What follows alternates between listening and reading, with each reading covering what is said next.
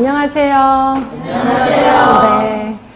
자, 법규 강의하고 있는 김희영입니다. 우리 착한 사람을 뭐라 그래요? 법 없이도 살 수 있는 사람, 이렇게 얘기를 하잖아요.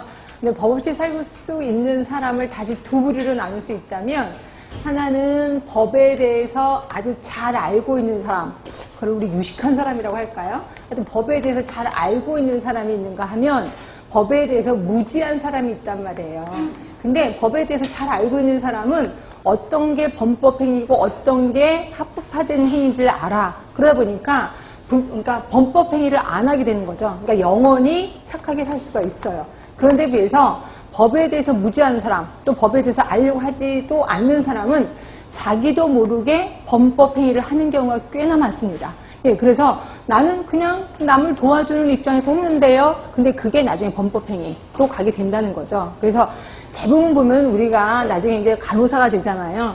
그래서 현장에서 뭐 사람의 생명을 다루는 행위를 하다 보니까 꼭 범법행위를 나도 모르게 하는 경우가 있어요. 근데 희한하게 닥터들은 유식합니다. 똑같이 법을 배우거든요. 우리랑 똑같이 배우는데 불구하고 이게 머릿속에 많이 남아있어요. 이러다 보니까 그 행위를, 이렇게 범법행위를 살짝 피해서 살아남아요. 그런데 우리가 꼭 애전에게 처음 주는 건 우리 간호사들. 왜? 법에 대해서 무지하니까. 그래서 그것 때문에 아주 속상해 죽겠습니다. 이게 뻔히 눈이 보여요. 이게 범법행위라는 걸. 근데 본인은 몰랐었대요. 몰랐었다고 해서 법정인 곳에서 저 몰랐는데요 라고 해서 죄를 감해주진 않잖아요. 그래서 꼭 우리가 독박을 쓰게 되는 게 우리 간호사들.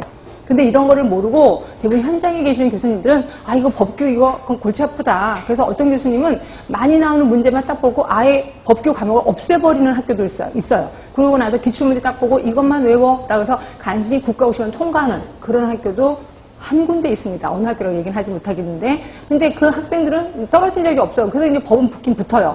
붙긴 붙는데 이제 생활하면서 법을 모르니까 혼자 당한다 이렇게 생각하시면 돼요. 그래서 저는 법은 우리가 간호사 생활을 하려면 이건 죽을 때까지 좀 알아야 된다라는 생각을 하는데요. 이거를 시험을 앞두고 시험에 대해서 대비하는 그런 식의 단기적인 수업보다는 장기적인 수업이 좀 나을 것 같아요. 장기적인. 그래서 오늘부터 여러분들은 핸드폰 다 있으시잖아요. 핸드폰에 앱을 하나 까시는데요. 앱이 법제처라는 앱이 있어요. 법제처.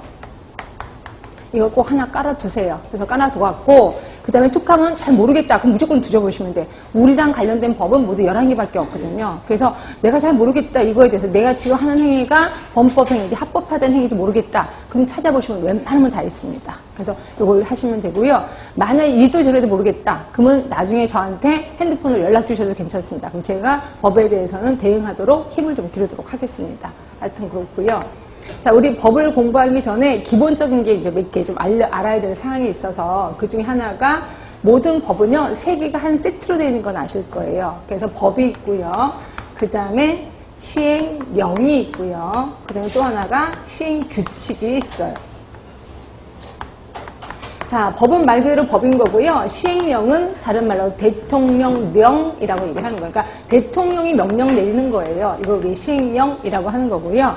시행규칙은 누가 명령을 내리는 거냐면 보건복지부령이에요. 그러니까 보건복지부가 명령을 내리는 거예요. 그래서 밑으로 갈수록 약간 현실적인 거예요. 현실적인 거. 그리고 위로 올라갈수록 약간 기본적인 것만 제시를 하고 있는 거야. 그래서 대부분 현장에서는 우리 시행규칙에 좀 신경을 써주시는 게 좋고요. 그러나 국가고시를 대비할 때는 당연히 법에 대해서 시험에 좀 많이 나오겠구나 이렇게 생각하시면 돼요. 그래서 주로 법에 대해서 제가 가르쳐 드릴 거고 또 반드시 알아야 될 것들이 명이나 규칙이 있어요. 그러니까 이런 것들은 몽땅 다 하지는 않을 겁니다. 명이나 규칙은 다 하지는 않을 거고 필요한 사항만 제가 이게 다리가 이런 필요한 사항만 거기 우리 책에 보시면 네모 박스로 되어 있을 거예요. 이게 영이나 규칙 쪽이에요. 그래서 대부분 시험 문제는 영이나 규칙은 잘 안 나오는데 그래도 나올 것들이 좀 있어서 제가 거기다 표시를 해놓은 거고요.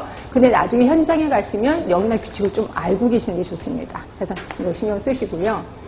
그 다음에 또 법에 대해서 또 기본적인 내용이 또 하나 있는데 그게 이제 뭔 소리냐면 기본 계획서라는 게 하나 있어요. 기본 계획서.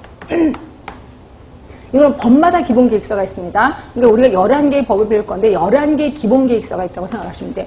이 기본 계획서는 기본이기 때문에 누가 짜냐면 높은 사람이 짭니다. 높은 사람 대통령이 아니라 보건복지부 장관이 짭니다. 보건복지부 장관. 자, 이거를